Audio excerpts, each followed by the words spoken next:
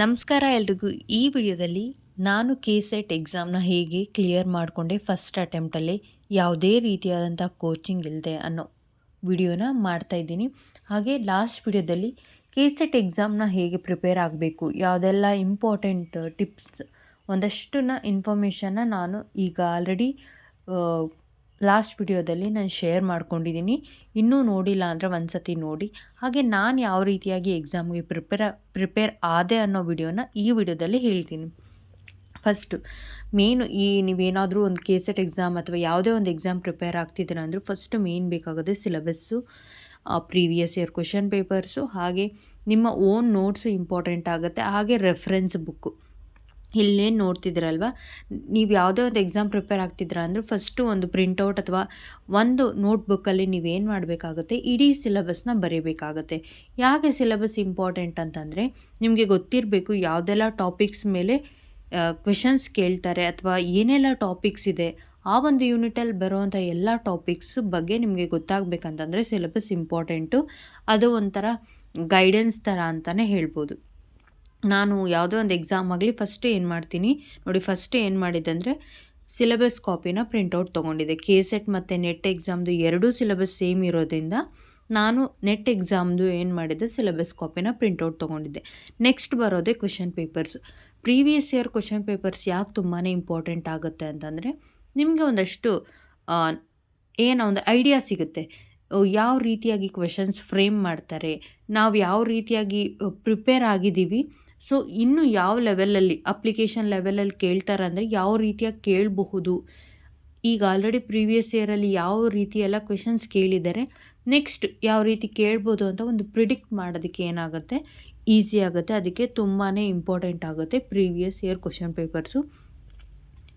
Minimum 3 ಅಥವಾ maximum 5 to 6 year question ಪೇಪರ್ಸ್ನ ನೀವೇನು ಮಾಡಬೇಕಾಗತ್ತೆ, ಸಾಲ್ವ್ ಮಾಡಬೇಕಾಗತ್ತೆ. ಬರೀ ಕ್ವೆಶನ್ ಪೇಪರ್ ಸಾಲ್ವ್ ಮಾಡಿದ್ರೇ ಸಾಕಾ ಅಥವಾ ಅದರಿಂದನೇ ಕ್ಲಿಯರ್ ಮಾಡ್ಬೋದಾ ಅಂತಂದರೆ ಖಂಡಿತವಾಗ್ಲೂ ಇಲ್ಲ ಅಂತ ಹೇಳ್ತೀನಿ. ಕೆಲವೊಬ್ಬರು ಕೈಯಲ್ಲಿ ಆಗಿದೆಯೇನೋ ಗೊತ್ತಿಲ್ಲ, ಬಟ್ ನಾನು ಹೇಳ್ತೀನಿ ನನ್ನ ಒಂದು ಓನ್ ಎಕ್ಸ್ಪೀರಿಯನ್ಸಿಂದ ಬರೀ ಕ್ವೆಶನ್ ಪೇಪರ್ಸಿಂದನೇ ಕ್ಲಿಯರ್ ಮಾಡೋದಕ್ಕೆ ಸಾಧ್ಯ ಆಗೋದಿಲ್ಲ. ನೆಕ್ಸ್ಟ್ ನಾನೇನು ಮಾಡಿದೆ ಅಂದರೆ ಟೈಮ್ ಟೇಬಲ್ ಪ್ರಿಪೇರ್ ಮಾಡಿಕೊಂಡಿದ್ದೆ. ಸೊ ಎಷ್ಟು ವೀಕ್ಸ್ ಇದೆ ಅಥವಾ ಇನ್ ಕೇಸ್ ನೀವು ಲಾಸ್ಟ್ 1 ಮಂತಲ್ಲಿ ಪ್ರಿಪೇರ್ ಆಗ್ತಿದ್ದೀರ ಅಂದರೆ ಈಗಂತೂ ತುಂಬಾ ಸಾಕಷ್ಟು ಸಮಯ ಇದೆ. ಯಾಕಂದರೆ ಅಕ್ಟೋಬರಲ್ಲಿ ಎಕ್ಸಾಮ್ ಇರೋದು. 2026 ಕೆ-ಸೆಟ್ ಎಕ್ಸಾಮ್ ಒಂದು ಅಕ್ಟೋಬರಲ್ಲಿದೆ. ಅದಕ್ಕೆ ಸಾಕಷ್ಟು ಸಮಯ ಇರೋದ್ರಿಂದ ನೀವೇನು ಮಾಡ್ಬೋದು, ನೀವು ಯಾವ ರೀತಿ ಬೇಕಾದರೂ ಟೈಮ್ ಟೇಬಲ್ನ ಪ್ಲ್ಯಾನ್ ಮಾಡಿಕೊಂಡು ನಿಧಾನವಾಗಿ ಒಂದೊಂದೇ ಟಾಪಿಕ್ನ ಡೆಪ್ತಾಗಿ ನೀವು ಕ್ಲಿಯರ್ ಮಾಡ್ಕೋಬೋದು. ಆ ಕಾನ್ಸೆಪ್ಚುಯಲ್ ಕ್ಲಾರಿಟಿ ತುಂಬಾ ಅದಕ್ಕೆ ಒಂದು ಟೈಮ್ ಟೇಬಲ್ ಮಾಡ್ಕೊಳ್ಳೋದು ಅಥವಾ ಒಂದು ಪ್ಲ್ಯಾನರ್ ಮಾಡ್ಕೊಳ್ಳೋದು ಇಂಪಾರ್ಟೆಂಟ್ ಆಗುತ್ತೆ. ಅಂತಂದರೆ ಈಗ ನಿಮಗೆ ಗೊತ್ತಾಗಬೇಕು ಯಾವ ಒಂದು ಯೂನಿಟ್ ಆದಮೇಲೆ ಯಾವ ಯೂನಿಟ್ ಓದಿದ್ರೆ ನಿಮಗೆ ಈಸಿ ಆಗುತ್ತೆ ಆ್ಯಂಡ್ ಕಂಫರ್ಟಬಲ್ ಆಗಿರುತ್ತೆ. ಕೆಲವೊಂದಷ್ಟು ಯೂನಿಟ್ಸ್ ಏನಾಗಿರುತ್ತೆ, ಒಂದಕ್ಕೊಂದು ಲಿಂಕ್ ಆಗಿರುತ್ತೆ. ಸೊ ಈ ಯೂನಿಟ್ನ ನೀವು ಕವರ್ ಮಾಡಿದ್ರ ಅಂದರೆ ನೆಕ್ಸ್ಟ್ ಯೂನಿಟ್ ಓದಿದಾಗ ತುಂಬ ಚೆನ್ನಾಗಿ ಅರ್ಥನೂ ಆಗುತ್ತೆ. ನೀವು ಕಂಪ್ಲೀಟಾಗಿ ಇದೇ ಒಂದು ಎಕ್ಸಾಮ್ಗೆ ಡೆಡಿಕೇಟೆಡ್ ಆಗಿ ಓದ್ತಾ ಇದ್ದೀರಾ ಅಂದರೆ ನೀವೇನು ಮಾಡಬೇಕಾಗುತ್ತೆ, ಆ ಒಂದು ಇಡೀ ದಿನದ ಪ್ಲ್ಯಾನ್ ಮಾಡ್ಕೋಬೇಕಾಗುತ್ತೆ. ಕೆಲವೊಂದಷ್ಟು ಬೋರಿಂಗ್ ಟಾಪಿಕ್ಸ್ ಇರುತ್ತೆ, ಅದಾದಮೇಲೆ ನೀವೇನು ಮಾಡಬೇಕು, ಒಂದಷ್ಟು ಪ್ರಾಬ್ಲಮ್ ಸಾಲ್ವಿಂಗ್ ಟಾಪಿಕ್ಸ್ನ ತೊಗೋಬೇಕಾಗುತ್ತೆ. ಥಿಯರಿನೇ ಓದ್ಕೊಂಡಿದ್ರೆ ಏನಾಗುತ್ತೆ, ಇಂಟ್ರೆಸ್ಟ್ ಇಲ್ಲದೆ ಇರ್ಬೋದು. ಈ ರೀತಿ ಎಲ್ಲ ಆಗೋದ್ರಿಂದ ನೀವೇನು ಮಾಡಬೇಕಾಗುತ್ತೆ, ಒಂದು ಚಿಕ್ಕದಾಗಿ ಒಂದು ಪ್ಲ್ಯಾನ್ ಮಾಡ್ಕೋಬೇಕಾಗುತ್ತೆ. ಸೊ ಆ ರೀತಿಯಾಗಿ ನನಗೆ ಯಾವುದು ಈಸಿ ಆಗುತ್ತೆ, ನನಗೆ ಯಾವುದು ಡಿಫಿಕಲ್ಟ್ ಆಗುತ್ತೆ ಆ ರೀತಿ ನೋಡ್ಕೊಂಡು ನಾನು ಪ್ಲ್ಯಾನ್ ಮಾಡ್ಕೊಂಡಿದ್ದೆ. ನಿಮಗೆ ಯಾವುದು ಸೂಟಬಲ್ಲು ನೀವು ಆ ರೀತಿಯಾಗಿ ಪ್ಲ್ಯಾನ್ ಮಾಡ್ಕೊಳ್ಳಿ. ಇಲ್ಲ ನಿಮ್ಮ ಒಂದು ಪ್ಲ್ಯಾನ ಶೇರ್ ಮಾಡಿ ಅಂದರೆ ನಾನು ನೆಕ್ಸ್ಟ್ ವಿಡಿಯೋದಲ್ಲಿ ಪ್ಲ್ಯಾನ್ನ ನಾನು ಶೇರ್ ಮಾಡ್ತೀನಿ. ನಿಮಗೆ ಬೇಕು ಅಂತಂದರೆ ಕಮೆಂಟ್ ಸೆಕ್ಷನಲ್ಲಿ ಕಮೆಂಟ್ ಮಾಡಿ. ನೆಕ್ಸ್ಟ್ ನೋಡಿ, ಇಲ್ಲಿ ನಾನು ಏನು ತೋರಿಸ್ತಿದ್ದೀನಲ್ಲ, ಇದು ನನ್ನ ಒಂದು ಯಾವುದೆಲ್ಲ ಟಾಪಿಕ್ಸ್ನ ಕವರ್ ಮಾಡಬೇಕಾಗಿರುತ್ತೆ ಅನ್ನೋ ಒಂದಷ್ಟು ಏನು ಮಾಡ್ತೀನಿ, ಇಲ್ಲಿ ಜಸ್ಟ್ ಶಾರ್ಟ್ಕಟ್ಟಲ್ಲಿ ನಾನು ಬರ್ಕೊಂಡಿದ್ದೀನಿ ನೋಡಿ. ಒಂದು ದಿನ ನಾನು ಏನು ಮಾಡಿದ್ದೀನಿ ನೋಡಿ, ಯಾವುದನ್ನು ಕವರ್ ಮಾಡಿದರೆ ಜಸ್ಟ್ ಪೇಪರ್ 2 ಮಾತ್ರ ಓದಿದ್ದೀನಿ. ನೆಕ್ಸ್ಟ್ ದಿನ ನಾನು ಏನು ಮಾಡಿದ್ದೀನಿ ನೋಡಿ, ಎಷ್ಟೊಂದು ಟಿಕ್ ಆಗಿದೆ. ಯಾಕಂತಂದರೆ ಈ ರೀತಿ ಮಾಡ್ಕೊಳ್ಳೋದ್ರಿಂದ ಏನಾಗುತ್ತೆ, ಒಂದು ಅನಾಲಿಸಿಸ್ ಆಗುತ್ತೆ. ಸೊ ಪ್ರೀವಿಯಸ್ ಡೇ ನೀವೇನು ಪ್ರಿಪೇರ್ ಆಗಲ್ಲ, ನೆಕ್ಸ್ಟ್ ಡೇ ಏನಾಗಿದೆ ನೀವು ನೋಡಿ ಇಷ್ಟೊಂದು ಟಾಪಿಕ್ಸ್ನ ಕವರ್ ಮಾಡಿದ್ದೀರ. ಈ ಒಂದು ಕ್ಲಾರಿಟಿ ಸಿಗುತ್ತೆ. ಸೊ ಯಾವುದು ಓದಿಲ್ಲ, ಯಾವುದು ಓದಬೇಕು, ಪ್ರೀವಿಯಸ್ ಡೇ ನಾನು ಏನೂ ಪ್ರಿಪೇರ್ ಆಗಿಲ್ಲ, ಇವತ್ತಿನ ದಿನ ನಾನು ಕಾನ್ಸಂಟ್ರೇಟ್ ಮಾಡಬೇಕಂತ ನಿಮಗೆ ಒಂದು ಮೋಟಿವೇಶನ್ ಸಿಗುತ್ತೆ. ಈ ರೀತಿ ಮಾಡ್ಕೊಳ್ಳೋದ್ರಿಂದ ನಾನು ಈ ರೀತಿಯಾಗಿ ಪ್ರತಿದಿನ ಫಸ್ಟು ನಾನು ಈ ಥರ ಪ್ಲ್ಯಾನ್ ಮಾಡ್ಕೋತಾ ಇದ್ದೆ, ಚೆಕ್ ಲಿಸ್ಟ್ ಬರೀತಾ ಇದ್ದೆ. ಸೊ ನಾನು next at the end of the day ಏನು ಮಾಡ್ತಿದ್ದೆ, ನಾನು ಏನೆಲ್ಲ ಇವತ್ತು ಪ್ರಿಪೇರ್ ಆಗಿದ್ದೀನಿ ಅಂತ ನೋಡಿ ಟಿಕ್ ಮಾರ್ಕ್ ಮಾಡಿದ್ದೀನಿ ನೋಡಿ.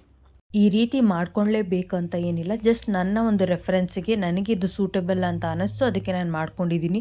ನೀವು ಇದನ್ನೇ ಫಾಲೋ ಮಾಡಬೇಕು ಅಥವಾ ಯಾವುದನ್ನೇ ಒಂದೇ ಹೀಗೆ ಫಾಲೋ ಮಾಡಿ ಅದೇ ರೀತಿ ಫಾಲೋ ಮಾಡಿ ಅಂತ ಇಲ್ಲಿ ಯಾವುದೂ ರೂಲ್ಸು ಇಲ್ಲ, ರೆಗ್ಯುಲೇಷನ್ಸ್ ಇಲ್ಲ. ಜಸ್ಟ್ ಒಂದು ನನ್ನ ಎಕ್ಸ್ಪೀರಿಯನ್ಸ್ನ ನಾನು ಶೇರ್ ಮಾಡ್ಕೊತಿದ್ದೀನಿ.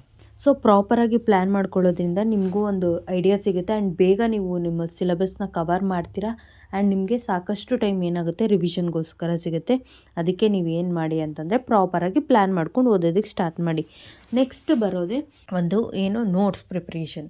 ನೋಟ್ಸು ಖಂಡಿತವಾಗ್ಲೂ ಬರೀಲೇಬೇಕಾ ಅಥವಾ ನೋಟ್ ಮೇಕಿಂಗ್ ಈಸ್ ಇಂಪಾರ್ಟೆಂಟಾ ಅಂತಂದರೆ ನನ್ನ ಪ್ರಕಾರ ಅದು ಸರಿ ಅಂತ ಅನಿಸುತ್ತೆ. Yes, it is very important. Because ನೋಡಿ, ಲಾಸ್ಟ್ ಮಿನಿಟಲ್ಲಿ ನೀವೇನೋ ಒಂದು ಏನಾಗುತ್ತೆ, ರಿವಿಷನ್ಗೆ ಸಾಕಷ್ಟು ಟೈಮ್ ಇರೋದಿಲ್ಲ. ಆಗ ಲಾಸ್ಟ್ ಮಿನಿಟ್ ಪ್ರಿಪ್ರೇಷನ್ ಅಥವಾ ಲಾಸ್ಟ್ ಮಿನಿಟ್ ರಿವಿಷನ್ಗೋಸ್ಕರ ಇದು ತುಂಬಾ ಹೆಲ್ಪ್ ಆಗುತ್ತೆ. ಇದು ನನಗೆ ಹೆಲ್ಪ್ ಆಗಿದೆ. ಸೊ ಅದಕ್ಕೆ ನಾನು ಏನು ಮಾಡ್ತಾಯಿದ್ದೀನಿ, ಸಜೆಸ್ಟ್ ಮಾಡ್ತಾಯಿದ್ದೀನಿ. ನಿಮಗೂ ಸಾಕಷ್ಟು ಸಮಯ ಇರೋದ್ರಿಂದ ನಾನು ಹೇಳ್ತಾ ಇದ್ದೀನಿ, ಈಗ ಪ್ರಿಪೇರ್ ಮಾಡ್ಕೊಳ್ಳಿ.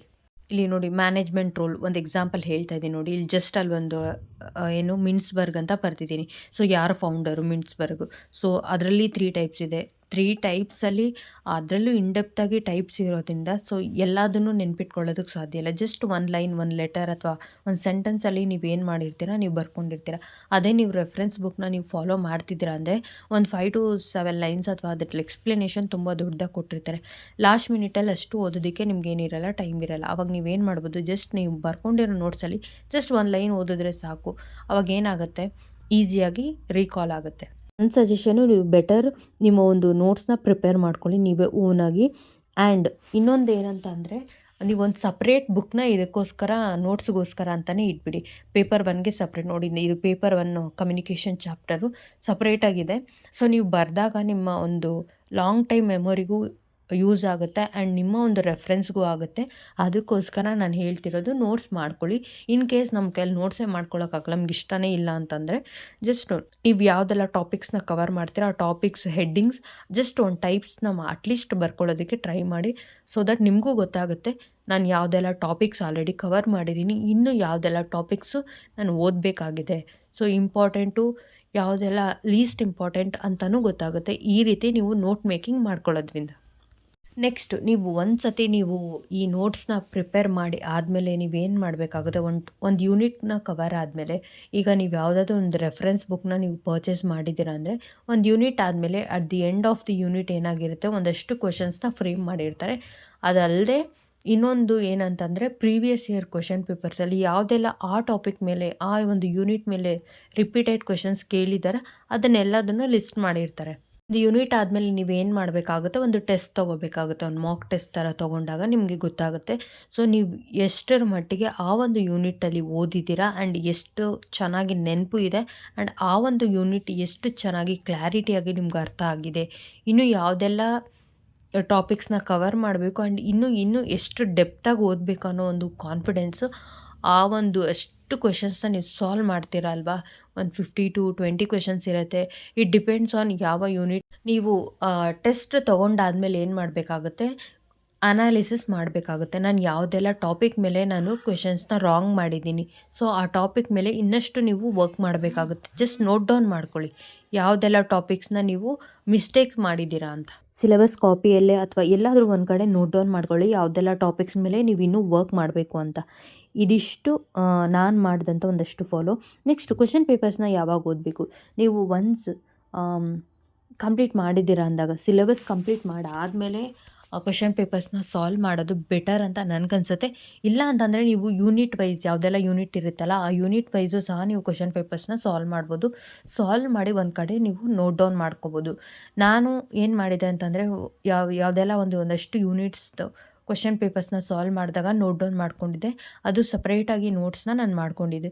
ಯಾಕೆ ಅಂತಂದರೆ, ನೀವು ಆ ರೀತಿ ಮಾಡ್ಕೊಳ್ಳೋದ್ರಿಂದ ಜಸ್ಟ್ ಒಂದು ಕ್ವೆಶನ್ ಇರುತ್ತೆ, ಅದರಲ್ಲಿ 4 ಆಪ್ಷನ್ಸ್ ಇರುತ್ತೆ. ನೀವೇನು ಮಾಡ್ತೀರಾ ಅಂದರೆ ಆ 4 ಆಪ್ಷನ್ಸ್ಗೂ ಯಾಕೆ ಈ ಒಂದು ಕ್ವೆಶನ್ಗೆ ಈ ಒಂದು ಆಪ್ಷನ್ ಸೂಟಬಲ್ ಅಲ್ಲ ಅನ್ನೋದನ್ನು ನೀವೇನು ಮಾಡ್ತೀರಾ, ಅದರಿಂದ ಫೈಂಡ್ ಔಟ್ ಮಾಡ್ಕೋತೀರಾ. ಅದಕ್ಕೋಸ್ಕರ ನೆಕ್ಸ್ಟ್ ಏನಾಗುತ್ತೆ, ಮೇ ಬಿ ನೆಕ್ಸ್ಟ್ ಇಯರ್ ಆ ಕ್ವೆಶನ್ಸ್ ಬೇಕಾದರೆ ಕೇಳ್ಬೋದು. ಇವಾಗ ಯಾವುದು ರಾಂಗ್ ಆಪ್ಷನ್ಸ್ ಇರುತ್ತಲ್ಲ ಅದ್ರ ಮೇಲೂ ಸಹ ಕ್ವೆಶನ್ಸ್ ಕೇಳ್ಬೋದು ಇನ್ ಅ ಡಿಫ್ರೆಂಟ್ ವೇ ಅಂತ. ಅದಕ್ಕೋಸ್ಕರ ಏನು ಮಾಡ್ತೀನಿ, ಪ್ರೀವಿಯಸ್ ಇಯರ್ನ ಕ್ವೆಶನ್ ಪೇಪರ್ ನೀವು ಸಾಲ್ವ್ ಮಾಡಿದಾಗ ನೀವು ಪ್ರಾಪರಾಗಿ ಯಾವ ರೀತಿ ಸಾಲ್ವ್ ಮಾಡಬೇಕಂತಂದರೆ ವಿತ್ ಆಪ್ಷನ್ಸು ಸಹ ನೀವು ಸಾಲ್ವ್ ಮಾಡಬೇಕು. ಆ 4 ಆಪ್ಷನ್ನು ಸಾಲ್ವ್ ಮಾಡಿದಾಗ ನಿಮಗೊಂದು ಕ್ಲಾರಿಟಿ ಸಿಗುತ್ತೆ. ಯಾಕೆ ಪೇಪರ್ 1 ಮತ್ತು ಪೇಪರ್ 2 ಏನು ಎರಡೂ ಪೇಪರ್ಗೆ ನೀವೇನು ಮಾಡಬೇಕಾಗತ್ತಂದರೆ ಸಪ್ರೇಟ್ ನೋಟ್ಬುಕ್ಸ್ನ ಇಡಿ. ಆ ಒಂದು ನೋಟ್ಬುಕ್ಕಲ್ಲಿ ನೀವೇನು ಮಾಡಬೇಕಾಗುತ್ತೆ, ನೋಟ್ಸ್ನ ಪ್ರಿಪೇರ್ ಮಾಡ್ಕೊಬೇಕಾಗತ್ತೆ. ಇನ್ನೊಂದಷ್ಟು ಇಂಪಾರ್ಟೆಂಟ್ ಟಿಪ್ಸ್ ಇದೆ ನಾನೇನು ಫಾಲೋ ಮಾಡಿದೆ ಅಂತ. ಈ ವಿಡಿಯೋ ತುಂಬ ಲೆಂತಿ ಆಗೋದ್ರಿಂದ ನಾನು ನೆಕ್ಸ್ಟ್ ವಿಡಿಯೋದಲ್ಲಿ ಪೋಸ್ಟ್ ಮಾಡ್ತೀನಿ. ಈ ವಿಡಿಯೋ ಇಷ್ಟ ಆಗಿದ್ರೆ ಲೈಕ್ ಮಾಡಿ, ಶೇರ್ ಮಾಡಿ ಆ್ಯಂಡ್ ಇನ್ಫಾರ್ಮೇಟಿವ್ ಅಂತ ಅನಿಸಿದ್ರೆ ಕಮೆಂಟ್ ಸೆಕ್ಷನಲ್ಲಿ ಕಮೆಂಟ್ ಮಾಡಿ.